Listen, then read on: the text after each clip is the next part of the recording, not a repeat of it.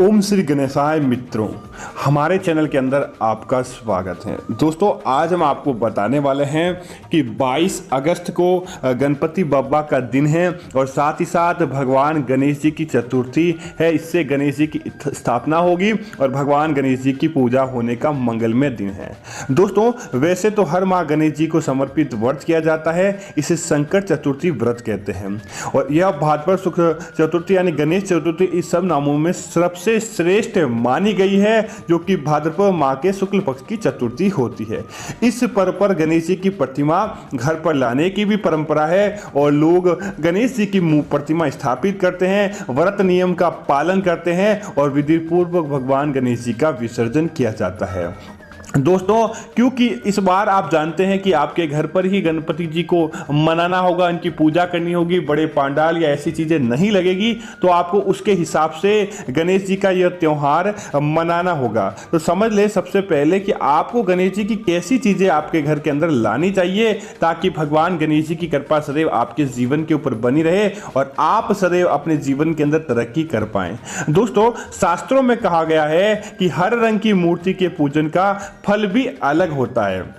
जैसे पीले रंग और लाल रंग की मूर्ति को उपासना के लिए बहुत शुभ माना गया है। पीले रंग की प्रतिमा की उपासना करने से सभी मनोकामनाएं पूरी हो जाती है, जबकि सफेद रंग की गणपति की अगर आप पूजा करेंगे तो आपके रणों के अंदर से आपको मुक्ति मिलती है। 4 भुजाओं वाले गणपति की उपासना करने से सभी संकट दूर होते हैं। बैठे हुए गणपति की ही हमेशा आपको मूर्ति खरीदनी चाहिए, आपको खड़े हुए गणपति जी की मूर्ति नहीं लेनी चाहिए। फैशन के दौर में आजकल लोग कई प्रकार की मूर्तियां बना देते हैं जो कि धार्मिक भावनाओं के साथ भी खेलते हैं और साथ ही साथ भगवान और धार्मिक दृष्टि से भी अच्छा नहीं है। तो आप सदैव बैठे हुए गणपति की मूर्ति खरीदें, क्योंकि इनको अगर आप अपने घर के अंदर लगाएंगे तो आपके जीवन के अंदर, आपके घर के अंदर स्थायी धन लाभ होता है। दोस्तों, गणेश जी की ऐसी ही मूर्ति घर के लिए खरीदें जिनकी सूंड बाईं ओर मुड़ी हुई हो, ताकि आपको उनकी पूजा का पूरा फल प्राप्त हो और सदैव गणपति बाबा की कृपा आपके जीवन के अंदर बनी रहे। दोस्तों, भगवान गणेश जी को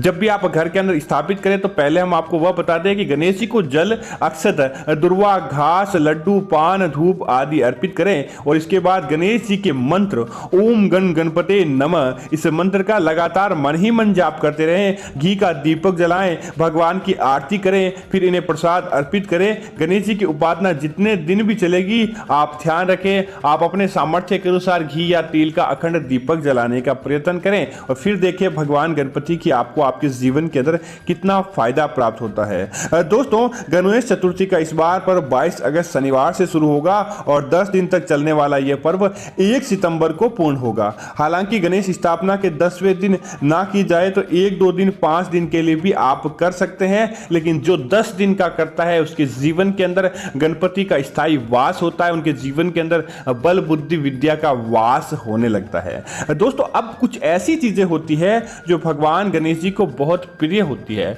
उनको अगर आप अपने घर के अंदर लेकर आ जाते हैं तो वास्तव में भगवान गणपति की आपके जीवन के अंदर सदैव कृपा बनी रहती है और गणपति की कृपा से आपके जीवन पर कभी भी कष्ट नहीं आता है। तो दोस्तों, बात करते हैं उन चीजों के बारे में कि क्या चीज आप अपने घर में गणपति उत्सव से पहले लेकर आए या इन दिनों के अंदर लेकर आए ताकि आपके जीवन के अंदर कभी भी कोई कष्ट नहीं आए। तो दोस्तों, सबसे पहली चीज है कि मूषक राज।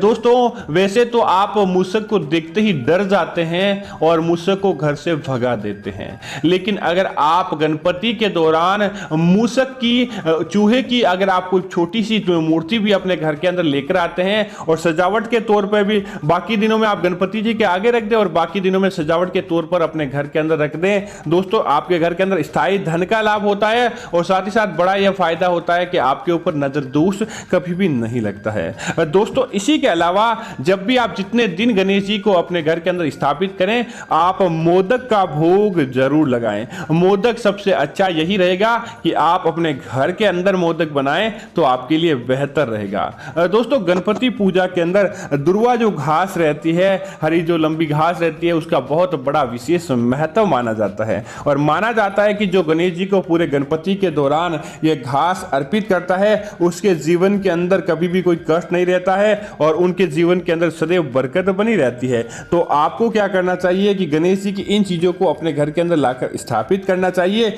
और देखना चाहिए कि गणेश जी की आपके जीवन के अंदर कितनी कृपा मिलती है। दोस्तों इसी तरह अगर आप वर्ष भर गणेश जी की पूजा करना चाहते हैं तो आपको क्या करना चाहिए कि गणेश जी की एक ऐसी प्रतिमा जिनकी सूंड बाईं तरफ और बैठे हुए गणेश जी हो, ऐसी आपको एक ऐसी परमानेंट के लिए प्रतिमा या आप धातु की भी कोई मूर्ति लाकर गणपति के दौरान स्थापित करें और पूरे वर्ष भर उसकी पूजा करें। फिर आप देखें आपको कितना फायदा प्राप्त होता है और आपको आपके जीवन के अंदर